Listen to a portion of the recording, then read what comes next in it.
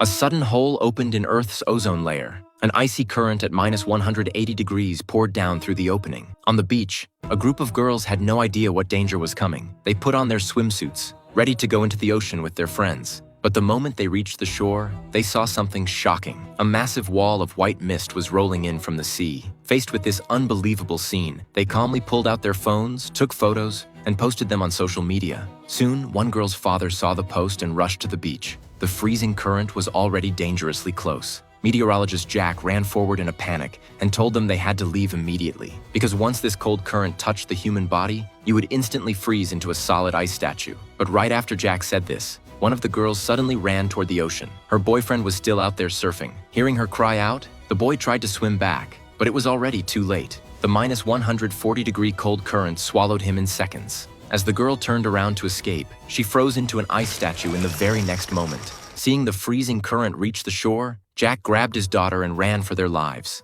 They jumped into a pickup truck, and Jack slammed the gas pedal to the floor, speeding away from the incoming cold wave. Jack immediately contacted his media friend and told him his theory was correct. Just moments ago, 2 children had died in this freezing current, and now it had already reached the coast. The situation was extremely urgent. After hearing this, his friend called the police right away and announced the disaster to the entire country through the news. Sirens blared across the city. Students were evacuated immediately. In supermarkets, heaters and gas tanks were snapped up in a frantic rush. Not long after, the freezing wind reached the city. 100-meter skyscrapers were frozen in an instant. Even airplanes flying 10,000 meters in the air could not escape. They froze solid and crashed to the ground, shattering into pieces. Pedestrians who didn't make it in time were frozen to death where they stood. In just 3 seconds, the streets were filled with frozen bodies, turned into ice statues. Witnessing this terrifying scene, a bar owner poured herself a strong drink, turned on the music, and waited for death to arrive. When the freezing current rushed into the bar, she left the world with the music still playing. Meanwhile, Jack raced through the city with his daughter and finally made it back to the lab. But the cold front was right behind them. The glass doors froze instantly, and the entire research building was sealed in ice.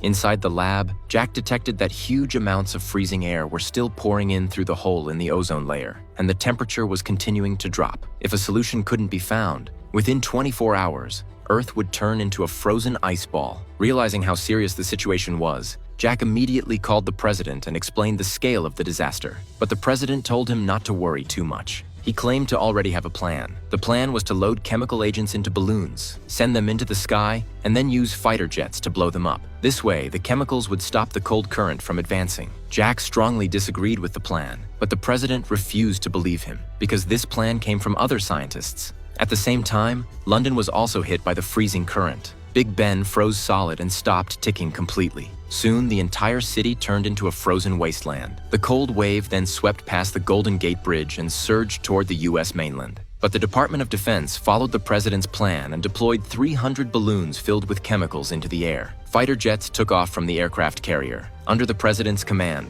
the pilots pressed the launch button. Missiles hit the balloons with perfect accuracy, triggering massive explosions. But things didn't go as planned. The cold current didn't weaken at all. Instead, the temperature dropped another 40 degrees. The -180-degree cold wave instantly froze the aircraft carrier. The president's plan had failed.